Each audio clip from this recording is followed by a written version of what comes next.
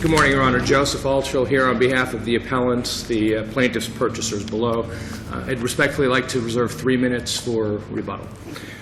Your Honor, the issue in this case arose out of the commingling of two separate deposits, the first 10% and the second 10% on a condominium purchase. The court entered summary judgment, stated very explicitly that she did not, the trial judge did not agree that two separate accounts were required. Several days later, less than a week later, this court issued the opinion in CRC, which was exactly the opposite of the trial court's ruling. A motion for rehearing was filed within the 10 days, pointing out CRC. No rehearing was denied without a hearing.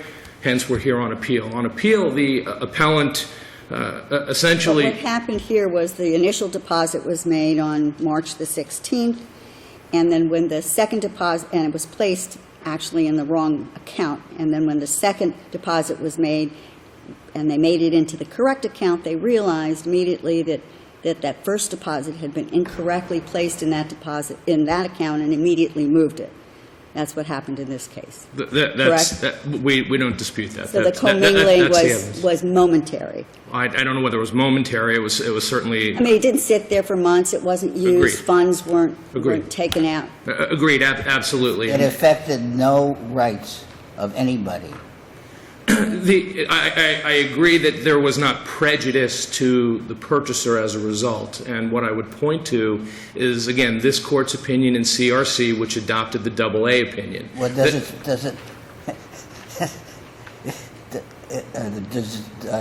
the decision require that we abandon all common sense?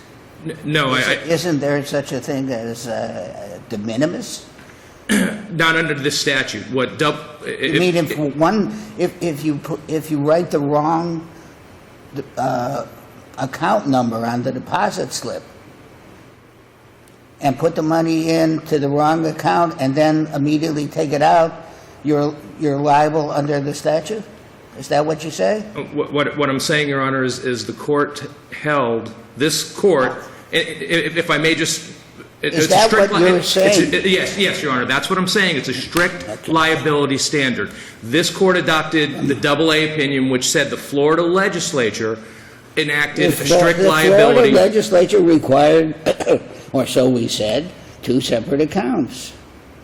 That doesn't mean that a momentary, meaningless mistake as to which account the money is put requires the application and enforcement of the statute. That was the same argument that was made in CRC that this court rejected, and the same argument in AA that was rejected. I think there's a distinction that can be made between not having to demonstrate prejudice, which is what you're arguing, and I agree with you, that's what the case law says. You don't have to demonstrate prejudice, it's not required.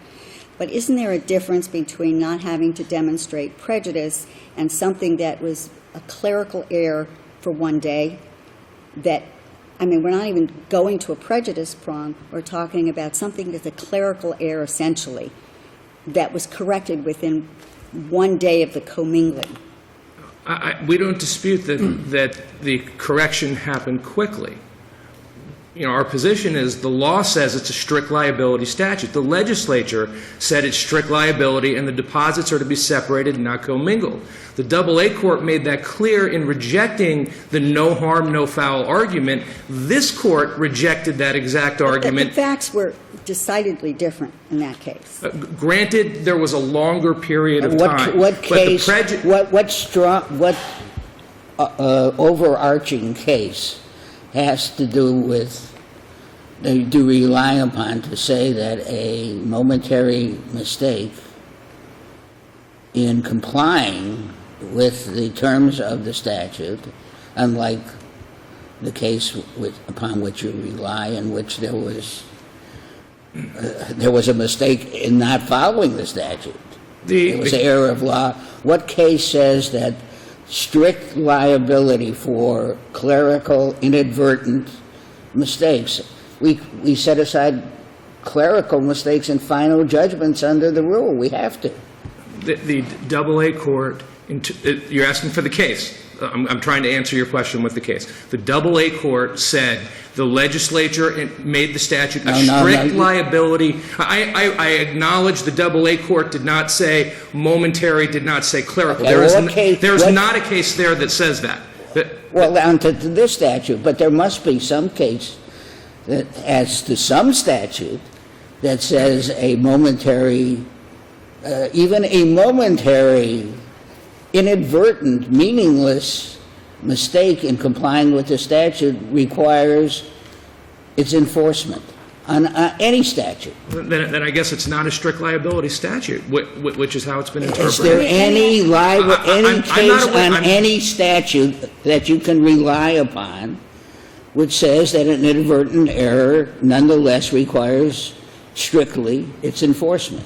Your Honor, I'm not aware of any. I'm not suggesting that there aren't any. What I'm suggesting is that you don't have any. What I'm suggesting is in my preparation, my focus was on the strict liability concept, so I didn't search out other statutes to see how what the court is characterizing. Let me go to a more basic question, since obviously we understand your position on this issue.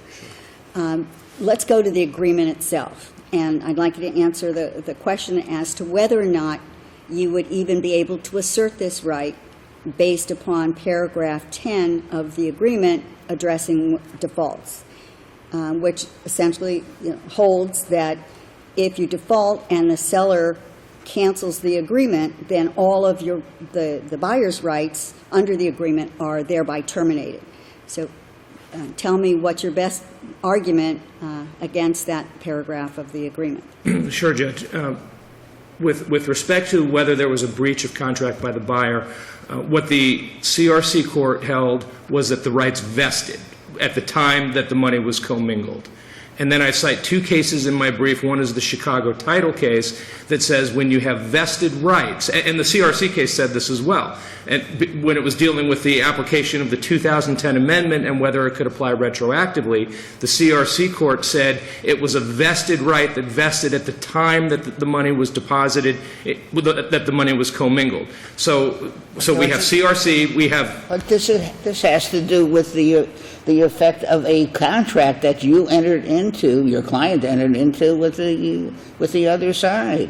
This has nothing to do with the enforcement of the statute itself. This has to do with the application of a contractual agreement. And what is the answer to Judge Rothenberg's question? First of all, the statute is incorporated into the contract. The statute is part of the contract. And the contract also says that if you default, you give up all your remedies that you might otherwise have, including statutory ones. The CRC case says that the rights, when the statute was violated, when the contract was breached, those rights vested. That was why the 2010 amendment couldn't be applied retroactively. The cases that the question is the effect of the provision in the contract itself, which says that if you default, you give up all your previous rights. What is the effect of that? None of the things that you are saying have anything to do with that question. What I'm saying is that you answer it. That does not relieve the seller of their prior breach of contract. But the statute does. I mean, the provision of the contract does relieve. The contract cannot, it simply can't, and I cited case law, that when a right vests, a subsequent default doesn't undermine or vitiate those vested rights. This court can choose not to recognize that rights vested at the time the money was commingled. That's the court's prerogative and that's the court's choice. Thank you. But clearly that's what the law provides, and I cited those cases in my brief that says the breach is prospective, not retrospective. Let me just ask you a follow-up question. If the rights vest, can you waive any vested rights that you may have by contract? You can only by intentional vesting. By intentional waiver. It can't be an accidental waiver. It can't be an unknowing waiver. Any waiver has to be a knowing and intentional waiver. Is a is a default under a provision that says if you default, you waive. Is that a knowing waiver by default? Is defaulting a knowing waiver? I think it could be a knowing waiver if you knew and were aware of the prior breach of contract. If you didn't know and weren't aware of it, then no, I don't think it can be a knowing waiver. Thank you, Your Honor. Thank you very much.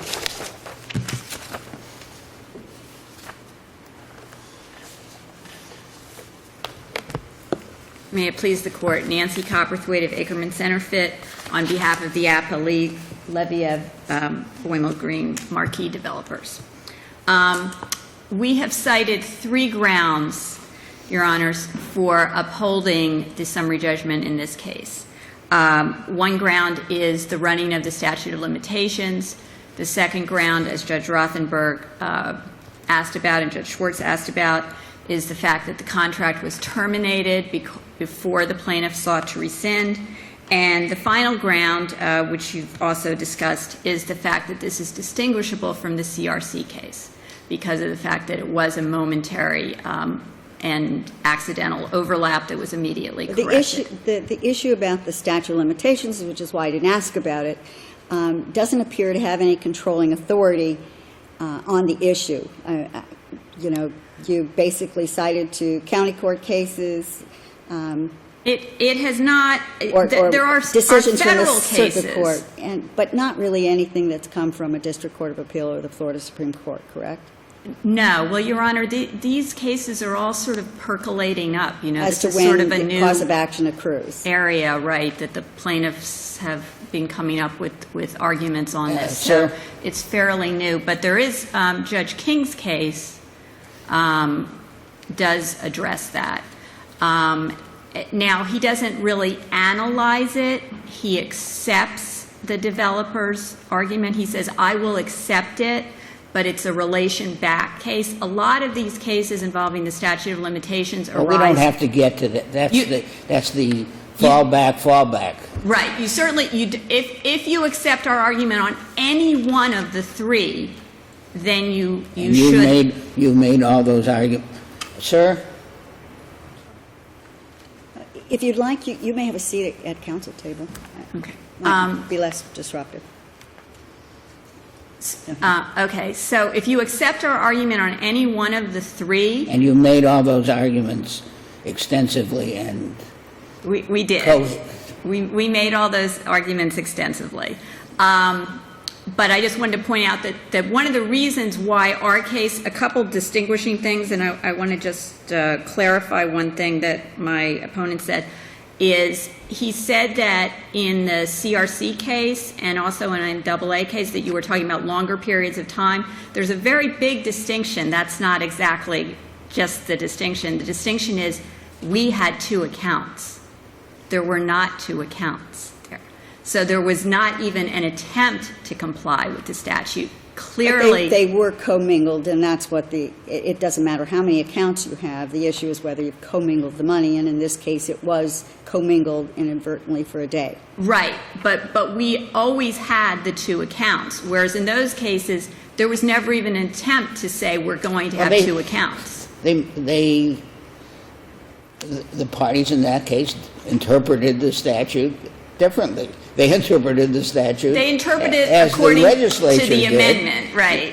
Yeah, To but they they were foresaw wrong on the amendment. They were wrong on the law. In this case, you were mistaken on a fact. on an accident, and we don't know. It could have been literally an hour. It could have been 24 hours. We don't know, but it was clearly an error, and it was immediately corrected. And then I just want to respond on this vested rights issue. This argument doesn't make any sense to me because assuming they were correct on the CRC and they had a right to void the contract, they had a right to void the contract, and we're not disputing that. But if But they they had waited all those years and didn't void it. well, or didn't yes, seek to avoid it. yes, that's one. But if they had a right to say we breached the contract, and they're saying that's their vested right, then they had to operate under the contract and send a default notice, as we did and say, you're in default under this contract. They never did that. And then they had to operate under the contract. The vested right under the contract. You feel like you have to, you have said that if we accept any one of your arguments. If you accept any one, you yes. You obviously want us to accept all of them, and you will not. Well, it would be helpful in other cases. And you will not restrain yourself until you have convinced us of the propriety of every one of them, correct? Your Honor, I think I will rest on the briefs for now. Just to clarify, it was only after you had sent the notification as required by the contract, the notice of termination as required by the agreement, and after you terminated the agreement is when the buyer first sought rescission. Exactly, Your Honor. That's exactly correct. Thank you very much. May it please the Court, with respect to the cases that were cited in AA, there actually were multiple accounts set up as well. It wasn't just one account that was set up. It was like here, only they improperly commingled into one. You can set up 100 accounts if you don't put the money in them, it's irrelevant. I agree. The other is the Court asked about the counsel made a statement that there was never any claim of default, but there actually was, and it was one day after the defendant mailed their claim of default. So there was the default notice from the purchaser one day afterwards without knowledge of the default having apparently they crossed in the mail between the two. When did your client learn about the commingling? The client learned of the commingling in 2010. And how did it learn? We actually learned through discovery in other cases relating to the same project. But prior to that, there was no way for the client to have known that there had been any commingling. It certainly wasn't disclosed. Thank you, Your Honor. Thank you.